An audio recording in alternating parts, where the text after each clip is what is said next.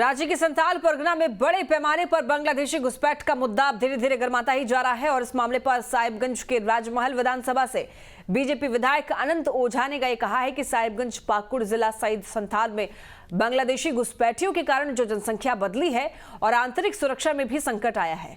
साथ ही अनंत ओझा ने कहा कि बड़ी संख्या में यहां की आदिवासी बच्चियों के साथ बड़े समुदाय के द्वारा धर्म बदलकर शादी कराई जा रही है। उच्च न्यायालय के संज्ञान में भी यह मामला आया है। उम्मीद करते हैं जिस प्रकार के बदलाव संथाल के कई जिलों में हुए हैं, आंतरिक सुरक्षा का खतरा बढ़ा है।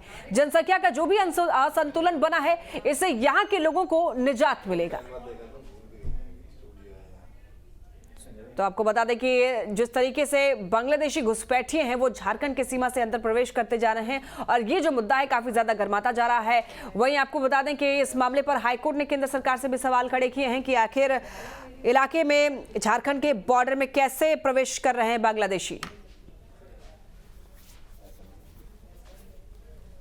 तो इसको लेकर के लगातार विधानसभा के माध्यम से हमने इन क्षेत्रों में 1951 की जनगणना और 1952 की मतदाता सूची के आधार पर बांग्लादेशी घुसपैठियों को चिन्हित करने के लिए एनआरसी अपडेशन की प्रक्रिया प्रारंभ करने की बात की थी। इसके कारण से यहाँ का आर्थिक व्यवस्था पर कई जगहों पर घुसपैठियों का कब्जा हुआ है। तो निश्चित रूप से यह एक मील का पत्थर साबित होगा और यहाँ के लोगों को इस चीज से निजात मिलेगा। भारत सरकार, राज्य सरकार निश्चित रूप से इन घुसपैठियों को चिन्हित करने की दिशा में ठोस कार्रवाई करेगी। ज्यादा जानकारी के लिए कुमार चंदन संवाददाता हमारे साथ जुड़ गए हैं। चंदन, देखिए, बांग्लादेशी घुसपैठियों का जो मामला है, झारखंड में घुसने का ये मामला काफी ज्यादा गर्माता जा रहा है। इस मामले में बीजेपी और जेएमएम एक दूसरे पर हमलावर है, लेकिन सुरक्षा के लिहाज से ये अहम सवाल है।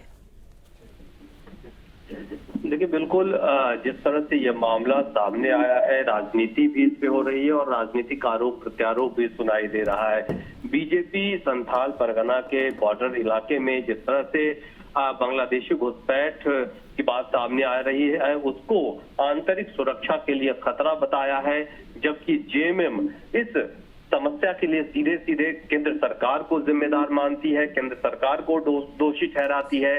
जेएमएम की माने तो अंतर्राष्ट्रीय सीमा और उससे जुड़े मामले केंद्र के मामले हैं और ये सिर्फ झारखंड में ही ऐसी समस्याएं नहीं है, अन्य राज्यों में भी इस तरह की शिकायतें आ रही है।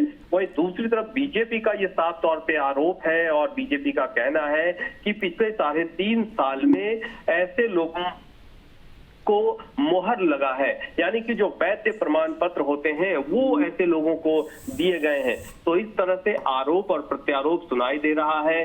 बीजेपी का ये भी आरोप है कि जो यहाँ के असल मूल निवासी मुस्लिम है उनकी हकमारी हो रही है। जो बड़े पैमाने पर घुसपैठिए यहाँ आ रहे हैं वो वहाँ स्थानीय लड़कियों से शादी कर रहे हैं और फिर चुनाव तक में अपनी भागीदारी सुनिश्चित कर लेना चाहते हैं। तो ये निश्चित तौर पर राजनीतिक तौर पर तो आरोप प्रत्यारोप है ही। ये मामला अब न्यायालय भी पहुंच चुका है। न्यायालय ने भी चंदन, इस मामले में अब हाईकोर्ट ने केंद्र सरकार से सवाल पूछे हैं कि आखिर कैसे सीमा से जो बांग्लादेशी घुसपैठिए हैं वो अंदर प्रवेश कर पा रहे हैं। देखिए, बिल्कुल ये मामला अब राजनीतिक आरोप प्रत्यारोप तक सीमित नहीं है। इस मामले में एक जो पीआईएल है वो हाईकोर्ट में दायर किया गया था और उसकी सुनवाई के बाद कोर्ट ने केंद्र और राज्य दोनों से रिपोर्ट मांगी है, जानकारी मांगी है और इस मामले में अगली सुनवाई होनी है। ये याचिकाकर्ता ने कोर्ट के सामने अपने कुछ तथ्य रखे हैं और अब जबकि केंद्र सरकार और राज्य सरकार की तरफ से जो रिपोर्ट सामने किया जाएगा या कोर्ट में जब सुनवाई होगी तब चीजें और स्पष्ट होंगी कि कोर्ट का रुख इस मामले को लेकर किस तरह से रहता है। लेकिन दूसरी तरफ ठीक है चंदन, बने रहिए, आगे भी अपडेट लेंगे आपसे।